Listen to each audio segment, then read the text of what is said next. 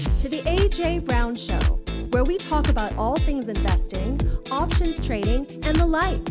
Now here's your host, AJ, whose primary mission in life is to help you become a better investor.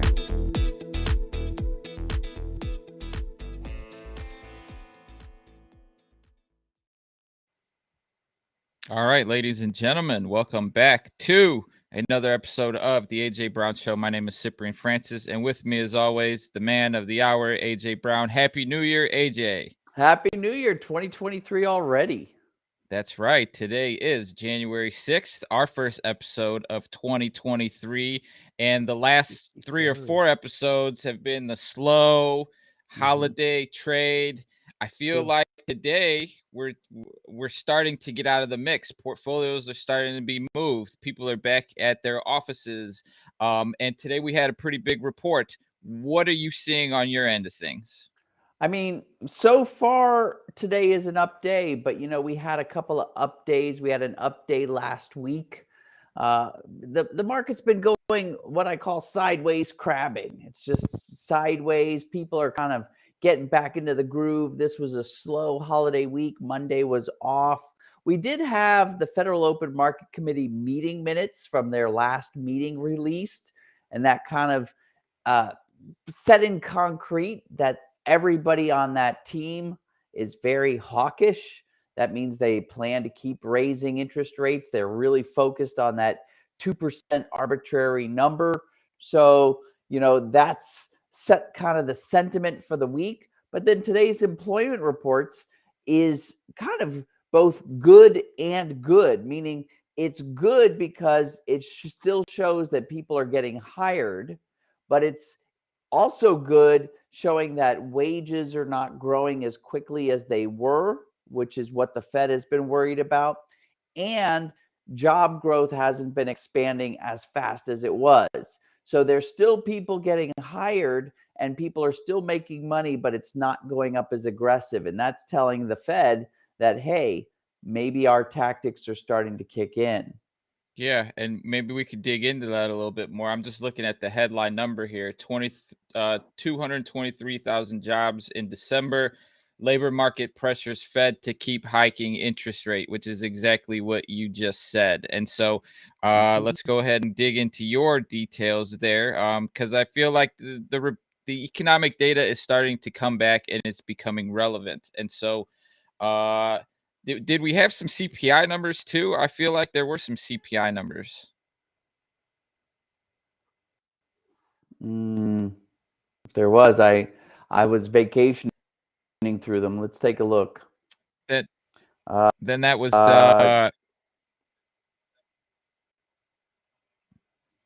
no, then that's my mistake. But today's employment numbers are the big movers of the day. Yeah, let's take a look at them because I saw kind of the same thing you saw. 123 number consensus. So this is why I said it was strong and so strong, right? The consensus that there was going to be 200,000, but there was 223. But at the same time, last month's number were revised down from 263 down to 256. Now, this unemployment rate is a different survey than this payrolls number. So they kind of ask two different questions. So this actually showed that unemployment was going down. I like this number. I pay attention to this number. This is how many people are participating in the workforce. It's going up. But here's the number that's giving people some comfort. And that's this average hourly earnings month over month and year over year. It's down. They were expecting 0.4% and they got 0.3%. For the year, they were expecting it to be at 5%. It's dropped down to 4.6%. That's basically saying that people aren't having to woo people into jobs by giving them a lot more money. Wages are kind of subsiding, and that's, wage inflation and prices at the supermarket inflation are somewhat related, right? Because when people are making more money, then people can charge more money and things cost more money. There's no free lunch here. So what the Fed's trying to do is just tamp it down across the board. Yeah, the CPI number I was reading was just the consensus from November to June that it's overall it's falling, but it's not falling fast enough, I think is the No. name of the storyline.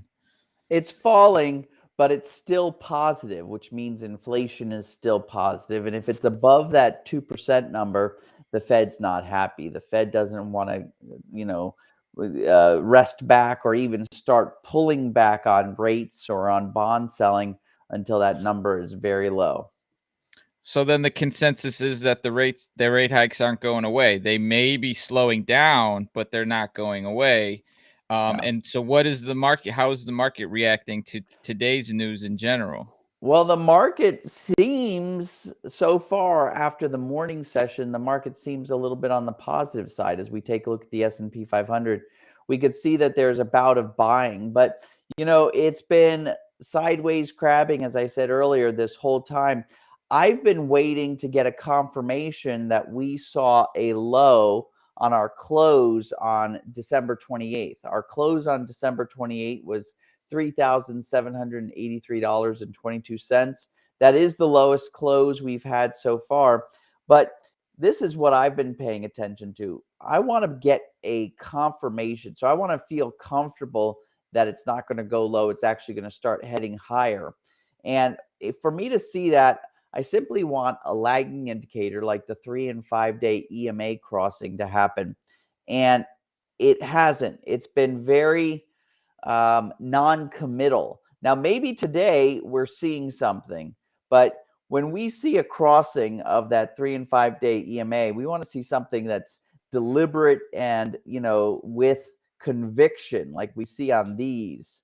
But what we saw so far for the last 4 or 5 days has been a lot of just kind of wishy-washiness. So the market, I think people are still getting back into the groove after the holiday. The holidays were kind of interesting because the holidays fell on a Sunday, which means that the Monday was off, long weekends. People took advantage of that. Plus, people don't understand what's going on, with the Fed. They're trying to make guesses. We have another Fed meeting at the end of the month. So I think people are just unsure. They're trying to, pull down their decorations and kind of just get ready for 2023. Yeah, you could see that consolidation there. I mean, that's a solid 2 weeks of trading, not really breaking through to the up or to the downside. And so is that what we're looking forward to? Is just that Fed information, that next Fed rate hike, or are we going to have anything in between that can sway one way or another? Because we've been looking at some long-term data that is, now that the holidays are over, people are going to be cutting back on their spending. Mm-hmm. Yeah. The other thing that we can look at is earnings season. So earnings season is rolling around in the next couple of weeks. And so we're going to start seeing some companies reporting earnings. And I think, again, we've been talking about it for months that, investors are interested in companies that are doing well in the short term. And so they're moving money. And, what's really doing well in the short term is bonds. And so bonds haven't done well, in the last almost 15 years. Investors haven't had an interest of investing in bonds. The only person who was investing in bonds is people who were in other countries who are not interested in their, what's happening in their ecosystem. But as far as our investors, bonds have not been interesting at all. And that's changed in just the last 8 months. Now, all of a sudden, bonds are like the investment du jour. And so all this money is flowing into bonds. In fact, so much money is flowing into bonds, despite the Fed selling like $50 billion worth of bonds every week. There's more people buying. There's more than $50 billion worth of bonds being bought. And so that's actually causing the Treasury bond yields to go down. I just saw that the 10-year Treasury bond yield is bottoming out yet again. So people are moving their money from anything that, they perceive as risky to things that aren't risky. And so I think this earnings season is going to accelerate that process. If a company can't show that they're stable in the short term, that they can make ends meet, that they don't have to keep borrowing money from investors, I think investors are going to kind of, continue to like pull their money out. I think that you got to have a company that is solid right now. Otherwise, investors are going to put their money into bonds. They're doing it as we speak. Yeah, and that's a natural shift. And so what we try and focus on here at Trading Trainer and on the show are ways to take advantage of these potential moves to the upside, to the downside, no moves at all. And that's kind of the power behind options. And so if you're watching or listening for the first time and you don't really know how to get started in some of those strategies using some of those tools, AJ does have an amazing workshop that he breaks down the approaches. He goes through examples and he really shows you how you can use these tools to enhance your portfolio. So if that's something that you're interested in, the link is in the chat. Head on over there, get an inside glimpse into what the team is doing and how they're approaching the markets. And in the meantime, if you have a ticker or a name that you're on the sidelines curious about how to get into, feel free to drop it in the chat. We'll try and get AJ to run through it on the show. Otherwise, he does have his pick of the week. We do have our speed round, and we'll continue to chat about some of the other topics. But it's exciting to be back on the show. 2023 markets are going to be picking back up, so I'm excited to get back onto my Robinhood account and start slinging some options. But what we're going to do is we're going to take a quick break. We'll be back. We'll go through some other topics. If you have any tickers, throw them in the chat. Otherwise, stay tuned. I get it. You're afraid of trading in the markets. Guess what? I've got your answer. I've got 4 strategies I'm going to give you along with the tools to make it super easy. I'm going right home, giving you the webinar. I need you to sign up below and meet me in a few minutes.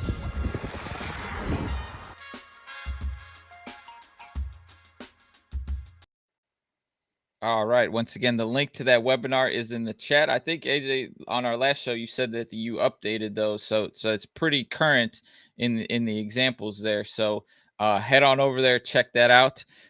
So today's trending topic. I don't know if you have a particular example as to why we're bringing this one up, but I'll pass the mic on over to you. Yeah, our trending topic was, and this was what I was talking about going into earnings season. Question is it that important? Because we go through these phases, right? I remember the .com era. The .com era, so many companies were just operating without showing any sort of cash flow. And investors were investing. There was all sorts of venture capital. And guess what? These things repeat themselves. That's what we've been seeing up to date with all of these companies out there, that they don't feel like they need to show a profit. They feel like they can operate on just investor sentiment, on the potential for showing a profit. And sometimes that's good. I mean, I remember, in the 1970s, 1980s, the Japanese folks used to have these 100-year plans for their companies, and they wouldn't worry about, what happens quarter to quarter. And some people say that when Japan started to focus on short-term quarter to quarter versus that 100-year plan, that was when their economy started to go downhill. Now, that's up for speculation, but that is one theory. So the question is how important is quarter over quarter profits for these companies? Like I forecast this earnings season, I think investor in companies that aren't showing quarter over quarter profit, I think they're going to get racked. They're going to totally get, hammered. And the question is should that happen? What do you think, Sip? Well, I guess it depends on the time frame that you're looking at, right? So like Amazon is all I think Amazon they use as an example all the time where they didn't turn a profit for like 10 years, but they made that up with their other KPIs, right? So like Right. number of users, number of sales, right? So maybe profit isn't the end all be all, but I think a company needs to be advancing in other areas, user acquisition, new innovations, things like that, which I think shed more importance to those conference calls, to those earnings calls, right? Because you could just be outlaying the numbers and then you could be like, but we've got all this other stuff that we're really excited about. And sometimes that ladder can move the stock forward or backward on top of those earnings. So Mm-hmm. I think ultimately, in order for there to be fluid financial systems, a company should be trying to turn a profit. But depending on their industry, I think some of these other characteristics might overcome the lack of profit. And I think there's a few examples, like some of the EV companies that we go Mm-hmm. over, like Rivian and Mm. Lucid, like they're not making money, but they're in a space that might be the future and it may never look back. And so I I think it's guess when up for investors, debate. yeah, I guess when investors are putting their money into the market, their sentiment changes as well, doesn't it? So, like when things are going great and there's money to be had and there's no pressure at the supermarkets, investors are okay letting their money ride for a little bit. But as soon as things start to get tight, I think investors want to see a return on their investment. They want to see dividends. They want to see, asset appreciation. They want to, and they like things that have consistency. Like when you buy a bond, you're guaranteed a return. That's why people like bonds, is because of the guarantee, the consistency. So I guess that's the name of the game. The name of the game is, pleasing investors because they're the ones who are holding the purse straps. Yeah, and investors can be pleased with some of these ancillary things. Like Tesla is a great example. They weren't making money for a long time, but so many people wanted to own the stock that the price Mm, naturally increased. So hmm. even if the company isn't performing, but the interest from the outside parties is there, the stock investors can still be happy. Now, Tesla's having its own trouble now because all Mm. that's coming back to reality. And it's just a question of how long do you ride it? Or if you're a savvy investor and a follower of the trading trader community, you are getting in and out using options and you know your risk and you understand the parameters. And that's what we're all about. That's why we're having the show. That's why we're going to dig into some new examples. Yep. Um, but that's what's crazy about investing is that a company stock can go up 100% and the company not even make money, right? Wild. Yes. Explaining that to kids, kids in school, right? Yeah, that is interesting. There are fundamental traders out there, and there's very little link of a company's price, especially now with the proliferation of exchange traded funds, right? Exchange traded funds are a basket of stocks grouped together in a way that investors can invest in that whole basket of stocks. And it's a little different than a mutual fund because in a mutual fund, you actually have a manager who's taking all those investor dollars and kind of spreading it over a portfolio, and that portfolio is fluid. Whereas an ETF, the ETF is solid, right? When you buy a share of the ETFs, you're buying a share of IBM, you're buying a share of Yahoo, you're buying a share of Google. I don't even know if Yahoo's trading anymore, but you're buying a share of all of these companies. And so what happens is if people like that ETF that represents, for instance, the tech sector, that means that all those stocks are going to be purchased every time somebody purchases that ETF, causing all those companies, whether the one company is doing better than the other company, it's going to cause all those companies to go up or go down, depending on just the interest in that particular ETF. So with the proliferation of ETFs over the last 20 years, we see something called correlation. And correlation has, pretty much thrown fundamentals to the wayside. And now it's if a whole sector is exciting, every company, whether they're personally doing good or bad, is going to get rise up in price or go down in price. It's very interesting how that correlation effect has grown from when I first started investing to now. Yeah, the one thing that I always like to tell new investors or people that I come across that haven't are wanting to get into the market is it's easy to make money when the market goes up, right? But Yeah. like when the market goes down, it's like, do you know how to take advantage of that? Do you know how to protect yourself? And options are a great tool to make money on the downside to protect, but also just to know the different mechanics of Yeah. how to get in and out. And so that's what I love about the show. That's what I love about the community and what I've learned in options in general. I mean, the scoop is just think of it this way, right? And I was explaining this to my program participants the other day. When we go to buy a stock on the market, we can buy it at the market price. That means you're going to satisfy your need for instant gratification. You're going to get the stock purchased or the stock sold. You're going to have the transaction go through, but it's going to be at whatever price the market is willing to let you do the price at. You could also do what's called a limit order. And that's where you say, hey, I'll buy that stock or I'll sell that stock at this price. And what's really interesting is, that price, when it comes down to the mechanics of a limit order, that price is what triggers the order. And you may or may not, it might be a penny or two off, or if there's a liquidity problem, it might even be bigger off. But check this out. Options guarantee you that transaction price, right? The strike price of the option is a guarantee of what price you will either buy or sell that stock at, depending on whether it's a call or a put. And so the scoop is by using options, it's even more robust than a simple market or limit order, because that is the locked in price that you will either buy or sell the stock for. And so using options gives that certainty.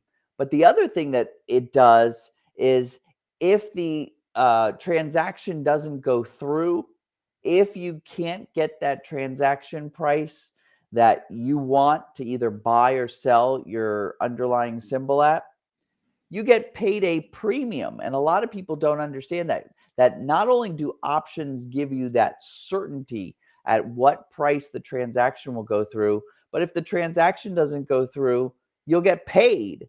And so that's another kind of bonus over just doing a limit order. A limit order, in theory, you're going to get the price that you want to get the price for. But if you use the options, if you don't get the price, instead of the order not even being filled, you'll at least get paid this premium. It's just mind-blowing why everybody doesn't just sell options.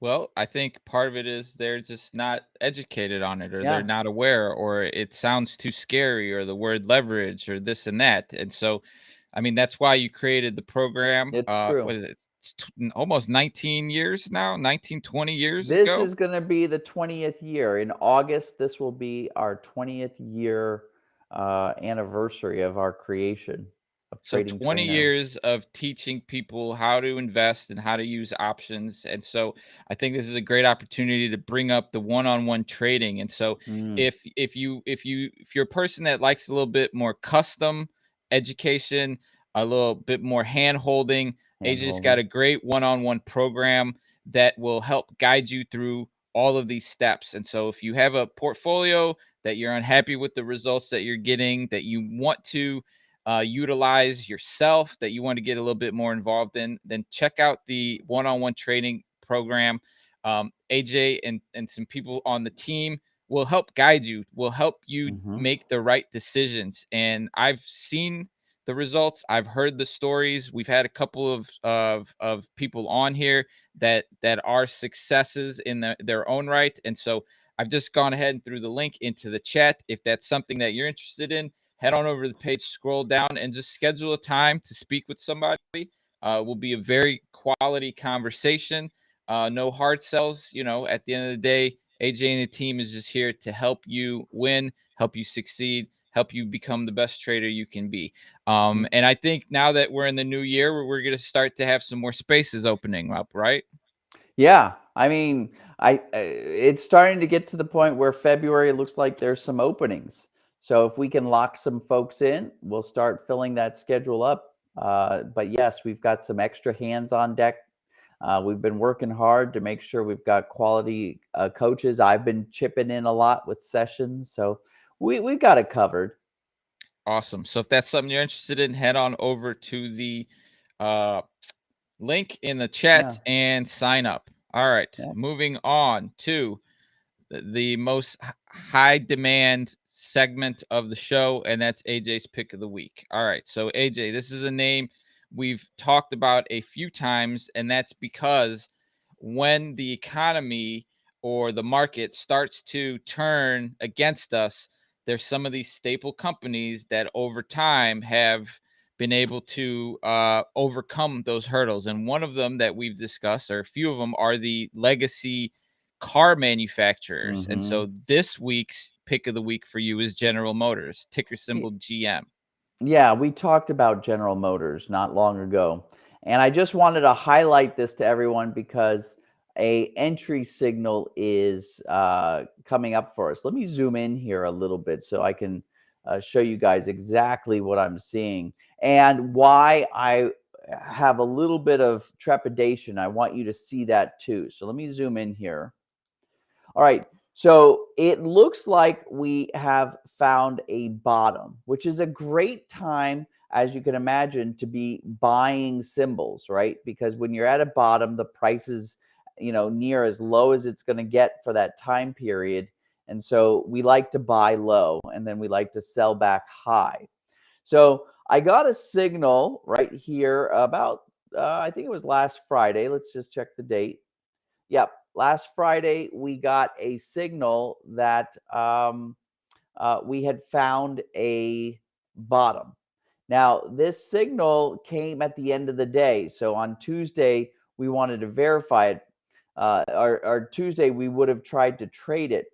But one of my issues, and this is why I'm waiting a little bit, is this volume picture. So you'll notice here that the volume is below this little purple line. In fact, let me expand that out a little bit for you. So volume is the number of people who are actually in there transacting, right? And so if they're not in there transacting, what are they doing? Well, they're sitting on the sidelines waiting patiently for a moment to transact. And so if I don't see good volume, this purple line or magenta line signifies the 50-day average of volume. So what I would like to see whenever I have a signal like I got last Friday evening is I would like to see heavier volume. I'd like to see volume that is above the average. I'd like to see volume that's heavier than the previous day. In fact, I'd like to see volume at least over the last 3 days starting to build up, because what that means is not only is my trade signal validated, but a lot of people are kind of piling in. And that's how the markets work. It's when a lot of folks pile in on a decision, that's what drives the price action. If you see price action that's being driven and there's no volume behind it, it means that it could easily be pulled back. So I really haven't seen the volume picture I want to yet, which is not a problem, because even though over the last week or so, GM's price has appreciated about $2 or $3, it's still, I'm still able to get a good entry signal on either buying some GM stock or buying some back month call options. So I almost want to wait until next week to find out whether or not I've got any sort of more validation. I want to see that volume picture. And I want to emphasize to folks that volume really is the great validator, whether you use solid volume like what I'm looking at, or if you use some indicators that combine volume with price, like on balance volume or accumulation distribution with respect to volume. Any of those volume oriented measurements I would take heed to, because without folks piling in on that decision, that decision could easily be reversed. And so my question is, does the options expiration date in the future have an effect on when you think you'll get in or out, seeing as it's like a new year and all that? Well, for any one of these symbols, I have to establish a um, initial covering position. So I'm in the business. I love selling options. Selling options is what creates the certainty. And most folks you talk to, where especially if they've had bad experiences, it's through buying options. But I like to sell them, right? Selling creates the certainty. Selling creates the income. There's so much energy behind selling. But in order to sell options, I have to have an initial covering position in place. So what I'm talking about here is establishing an initial covering position. And in that case, the expiration date, unless I'm going to do a little bit of leverage, which is possible, the expiration date's not as important for this transaction. If I am doing that leveraging, meaning I'm substituting a call option for the purchase of the stock, then I want to make sure I go out really far in time. I'm talking about at least 8 months, probably almost. I wouldn't be surprised if I go out to the September or even the January 2024 option for leveraging some of this price action. But once I've got that initial covering position in place, then I'm going to look for the opportunity to sell an option. And in that case, I want to go 3 to 5 weeks out. I'll use an option that's either the next monthly, and that'll just guide me, right? 3 to 5 weeks is what we consider near term. And those are the options I want to sell, or those short term, near term options, 3 to 5 weeks out. Great question, Sib. Yeah, and I feel like 2023, all the auto shows are starting to roll out, right? Like, so their new vehicles, they're going to be getting excited about promoting their new cars and stuff. So something to look at on the fundamental side. So, and the other thing is just a plug for owning the GM stock. GM pays a pretty nice dividend, right? So owning the stock means that in addition to getting the income for selling the call options, in addition, all of those benefits, you have one other benefit you can pile on, which means you can collect a dividend. Awesome. So that's General Motors, AJ's pick of the week. Okay, moving on to our speed round. And I'm kind of digging this first one because I just spent 2 weeks in Chicago. And this is Tanner from Chicago, Illinois, who's interested in the one of the local fast food staples, Portillo's, ticker symbol PTLO, which ironically, I just saw an article this morning that they're going to be going cashless in all of their drive-thrus and whatnot. So I don't know how that affects the stock, but this is one of the popular, food spots in Chicago that's iconic, and it seems like they've gone the growth route with going public. And so I'm curious as to what you think about Portillo's, ticker symbol PTLO. Well, first, as an underlying company, I like that they're making money. For the last 3, they broke even over here. Over here, they actually had a little bit of a loss.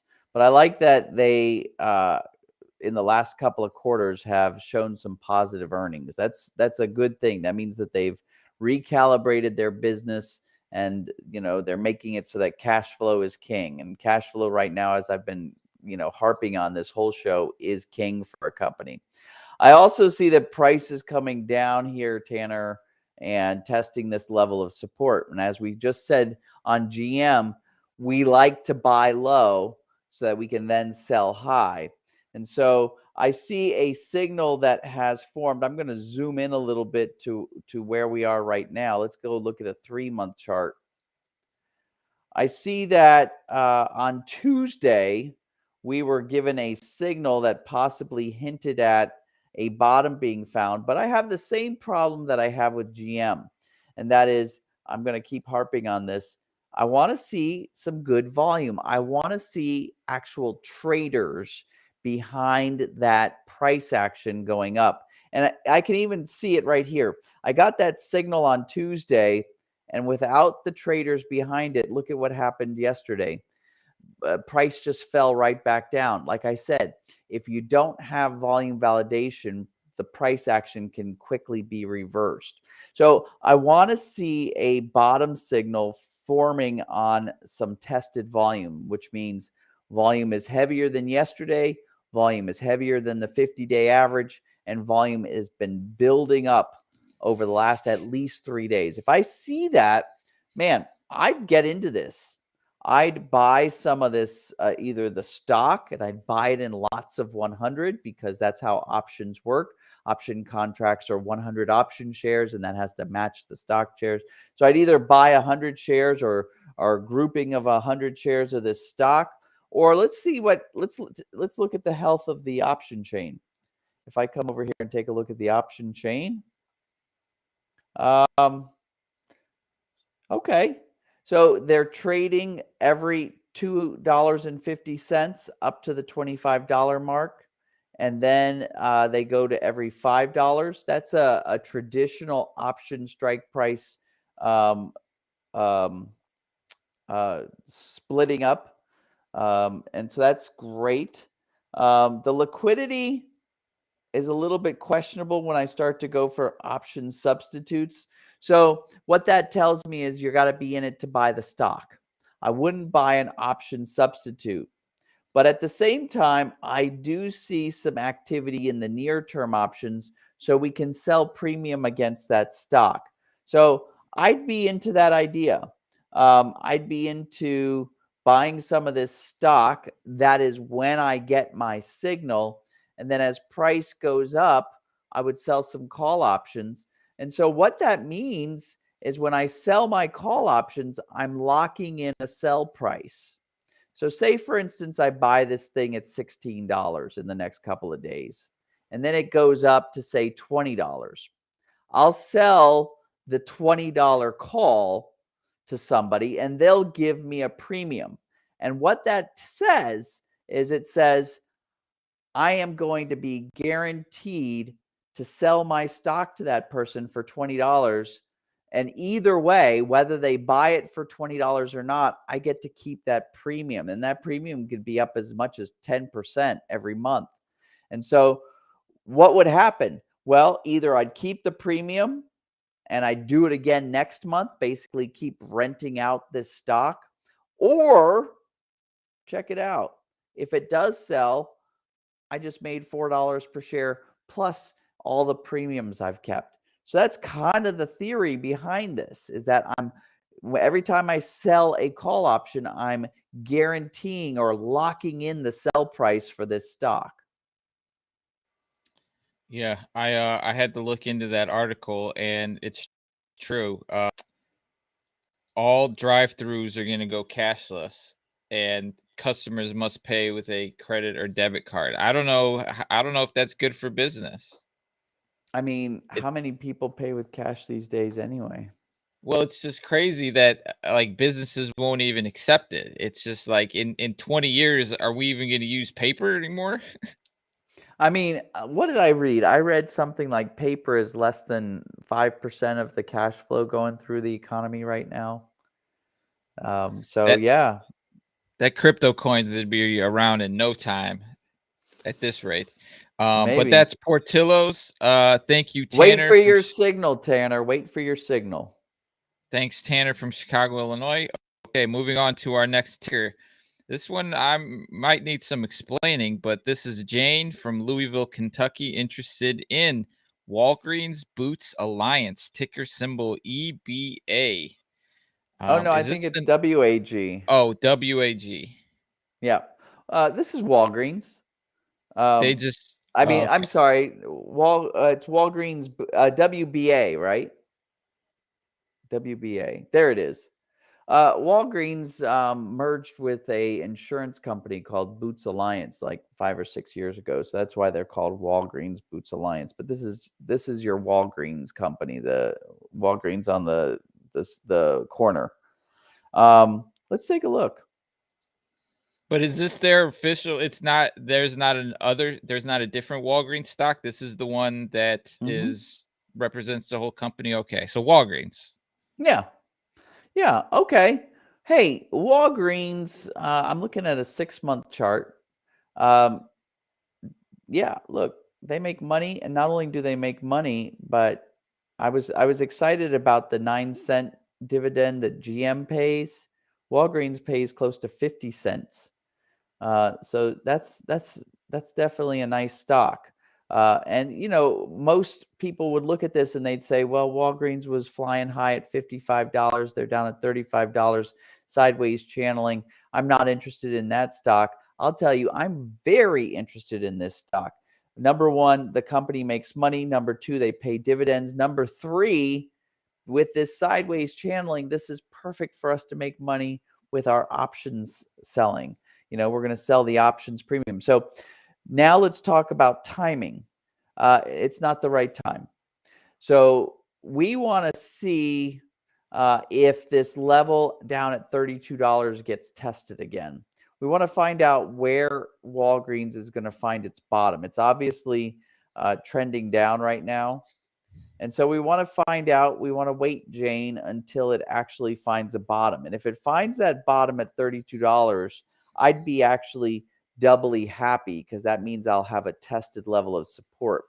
And so what I want you to do is right now, this is the perfect time when you have a level of resistance, maybe at about $42, and a level of support maybe around $32. This is the perfect time for you to do some planning. And I like to plan all my trades out based on what's the worst thing that can happen. Because if I plan for the worst, only good things can happen to me. If I plan for anything else besides the worst, then I can get disappointed. But if I plan for what the worst of the worst is, then it can only be better, right?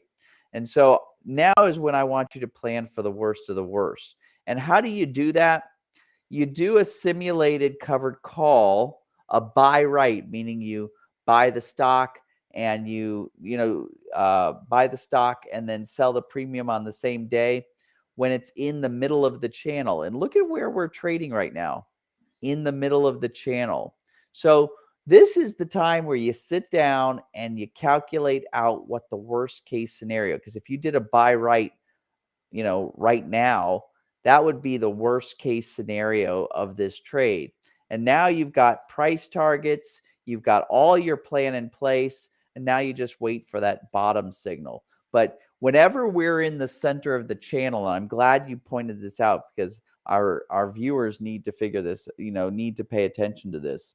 Whenever you're in the center of a sideways channel, that's the best time to be sitting down and planning out your trade, doing your homework. And then it's at the extremes that you do the actual transacting, so tops and bottoms. But in the middle, this is when you can figure out all of your parameters for your trade plan, and plan your trade, and then just sit back and trade your plan. Take the emotion out of it. That's what I teach. So the setup is almost there. A great example to add to the watch list. Check on it in maybe a week, 2 weeks or so. Definitely outlining the support and resistance there, so you've got some options. So thank you, Jane from Louisville, Kentucky. Okay, moving on to our next name. This is one that I'm interested in, a product that I use fairly often, and this is Gary from Bend, Oregon, interested in Robinhood, ticker symbol HOOD. First of all, Bend, Oregon, there's a lot of windsurfing there. There's the rivers, if I remember correctly, being in Bend. It's been about 20-25 years, but I think there's some really nice nature stuff there. So I'm kind of jealous for you, although where I am here in Myrtle Beach is pretty nice too. Wow. Okay. So Robinhood, first of all, let's zoom out and get the bigger picture for Robinhood. So if I look at a 2-year chart, so Robinhood had its moment back in 2021. Here's what I like. They're continuing to, move forward.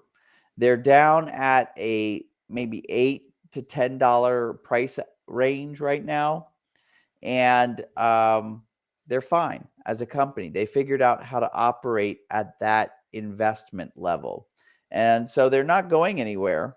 They are kind of a newer company, and so they still follow that model where They're investing in themselves. I don't see them turning a profit yet. But in the meantime, as far as trading them, it does look like they are forming a bottom here at this $7.50 range. I did get a signal, and here's a better volume picture than what we've been seeing. Notice how this is building, and the volume is heavier than the previous days. I'd like to see it get above the average. I'd like to see it get to what it was before the winter holidays. But this is the type of volume picture I'd like to see, just a little bit heavier in order for me to call this bottom a bottom. And so you can see, because we don't have that heavy volume, already the price action's faltering from just heading up. But yeah, I think you're at probably next week, you're going to get some sort of signal. This is where you would buy some Robinhood stock, buy it in lots of 100, or let's take a look. Oh, yeah. Wow. Okay. Their option chain is very robust. Let's take a look at the August.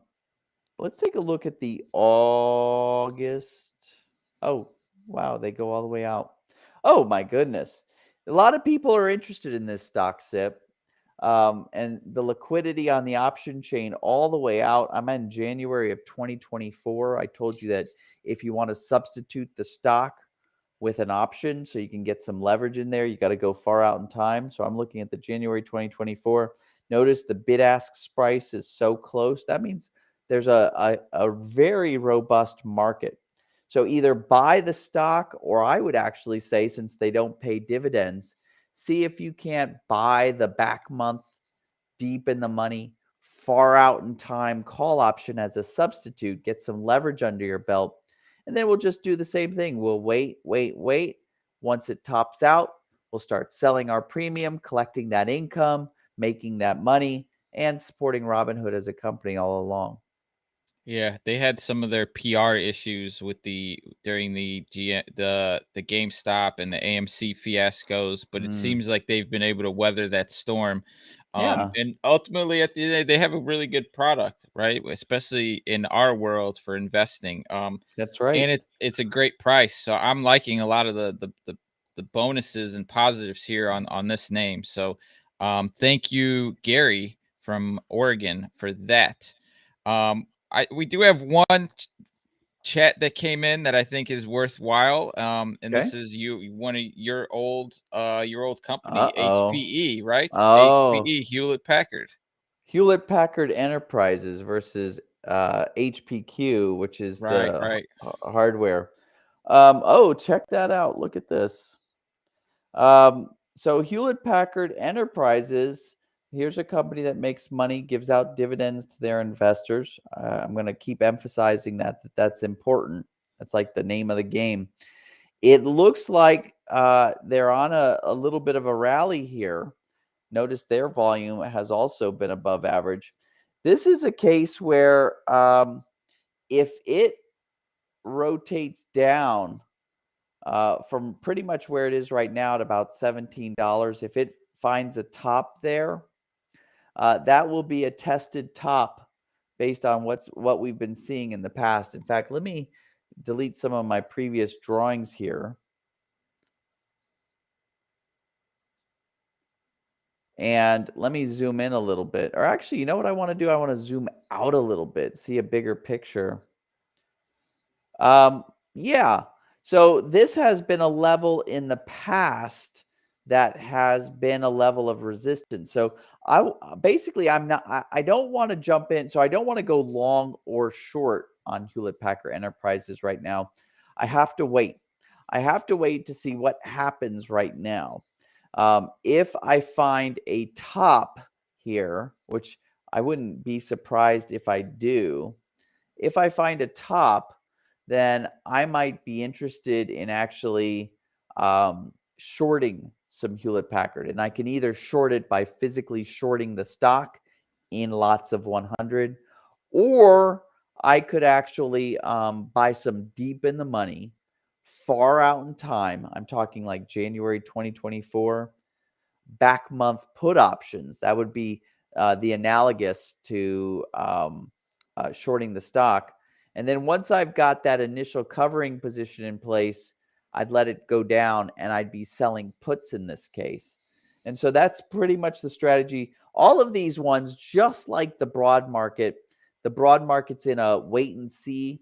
Most of the stocks that we've talked about today, if we've gotten a signal, the signal isn't with enough robust volume to give us the credibility to act on it. And some of them, like this guy, hasn't given us the signal yet. So we're kind of in a stall pattern until, and I think early next week, a lot of these will materialize into trades. But some people would be tempted to go long right now on Hewlett Packard. I think that's a mistake, but I also am not ready to go short. It's just one of those ones we want to wait and see. Yeah, totally. Especially if the overall market turns to the downside, even if the company's doing well, they will feel some of that because of all correlation. Yeah, how they're in these index funds and they're just in these different industry buckets and whatnot. So that's exactly right. It's a good if you want to go short, something that's rallying that high right now, it may set up nicely over the next couple of weeks. So it seems like the name of the week is volume is low. People are getting back into the office. We're getting some data, but next week we may see a big move one way or another because there's going to be some new positions that need to be made. I'm hoping that by Friday we've got initial covering positions in place and that we're looking for some opportunities to make some money on the third Friday of January. Because remember, options expire on the third Friday of every month. And this month, I think it's January 20th is the third Friday. So Correct. If we can set up some trades early next week and then get that premium sold, January 20th is going to line up to be another payday for us. Awesome. So we've had some good analysis today. GM, Portillo's, Walgreens, Robinhood, lots of good examples out there, lots of opportunities in the market. If you're not an active investor, if you're interested in learning, we've got links in the chat to join the daily webinar. We've got a link in there to do some one-on-one coaching. Whatever suits you, go ahead and check it out. Otherwise, if you've enjoyed the broadcast or you're just a fan, hit that follow, hit that like, hit that subscribe button. If you have any specific questions, hit us with the DMs. Leave a comment on the video in the chat, and someone will get back to you. Any final words for the rest of the week? Any wise words for 2023?